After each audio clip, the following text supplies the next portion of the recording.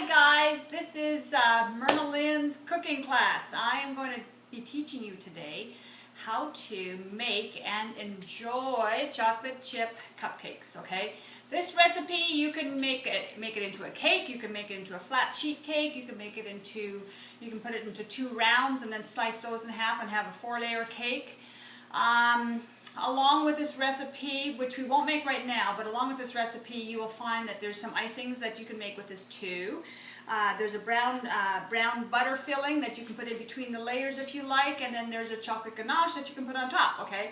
We're just going to be making the cupcakes right now so we don't overwhelm you, but I will have the recipes for the other ones along with the recipe for this, okay? So these are chocolate cupcakes. But you can add whatever you want into them, and today we're going to be adding some chocolate chips. They're made with stevia. I'll show you later, but they're Lily's chocolate chips, and we're going to be adding some pecans today, okay? So you can add walnuts. I just ran out of walnuts today, actually. So let's get started. This is so darn easy, and I just want you to not be overwhelmed. I want you to understand that this is something you guys can make for you and your family. The reason I like to do them in cupcakes is because then you can throw them in the freezer and take them out as needed, and what we're doing here makes about 24 cupcakes, okay? So the first things first is you're going to need about you're going to need 4 cups of almond flour, blanched almond flour, and I use my little sievie thing here. It's a sifter. I must have got it at a garage sale somewhere. It's like an antique. You don't have to have one of these. You can just use a plain sieve like this to get out the chunks and make sure that they're all nice and fine. Or if you don't have either, it's okay. You're fine. You just dump it in and then kind of stir it around to make sure it's all clump free. Okay.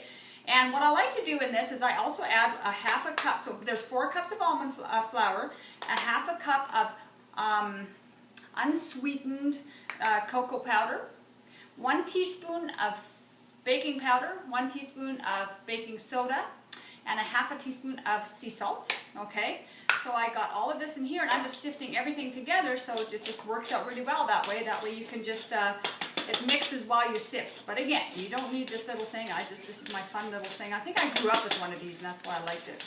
So, and that way, at the bottom you'll see that there's some bigger chunks, and there, you just go in there and push them down a little bit, and then you're done. So, whoops, so that's that. Anyways, I got a little bit on me here.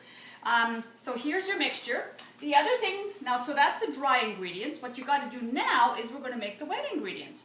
And I use my Bosch, which is a mixer. Every Mennonite girl in Saskatchewan gets their Bosch, so I got mine about 30 years ago from my mom and dad, and like Bosches go, they never break down, so it's been a great machine. But you don't need anything. You can have there's the KitchenAid. If you have one of those, great, use that, or just use a whisk and you can mix everything together. Nothing has to be like super mixed here.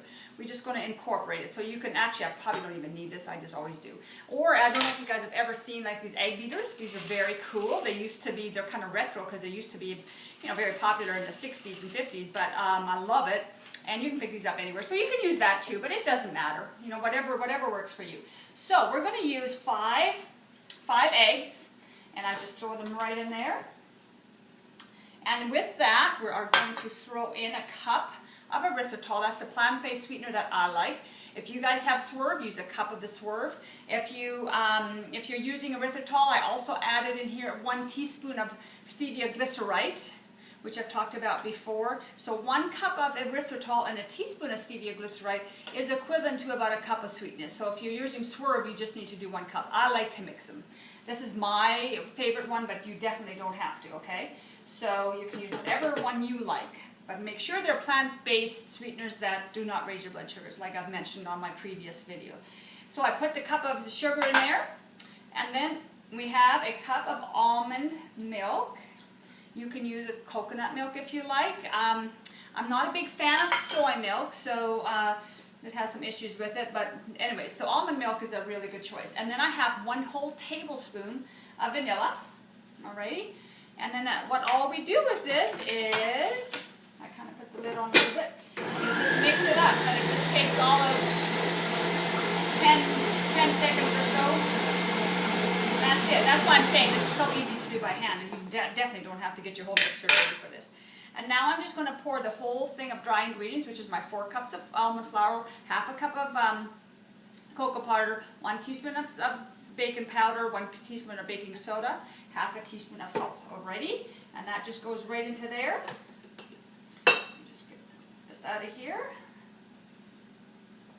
Now what I'm going to do is I'm going to make a big mess here, so I'm just going to pulsate a little bit here so it doesn't go nuts. And again, this just barely, you just have to mix it till it's mixed. It's not, you don't need this machine to do this. I mean, it's pretty, you can easily do that by hand, okay?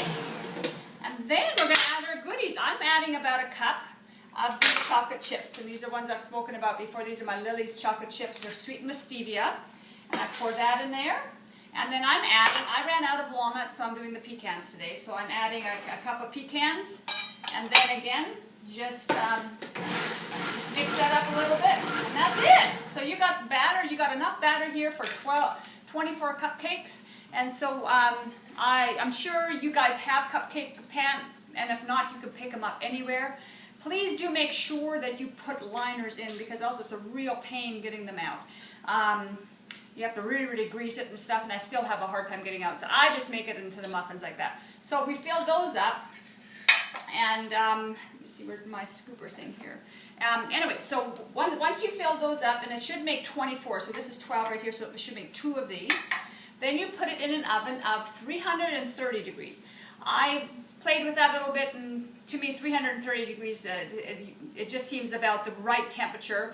And then because you're making cupcakes, anywhere between 20 to 25 minutes, and check in between to see if they're done, and you can use a toothpick.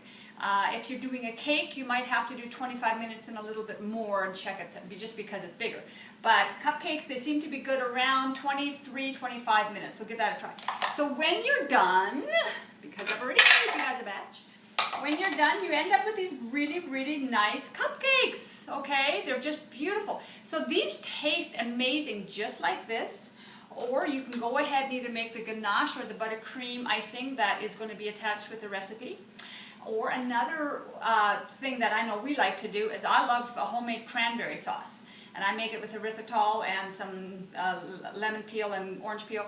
And I just boil down a whole thing of cranberries with about maybe a cup of water and about half a cup of erythritol, and you add, as you know, depending on how tart you like it. I just boil it all down so it's almost like a jam, and it's fantastic because it's so low glycemic, because you know how tart cranberries are. But cranberries on top of this cranberry sauce on top of this is really, really good too. Or as I say, just plain is perfect. All right.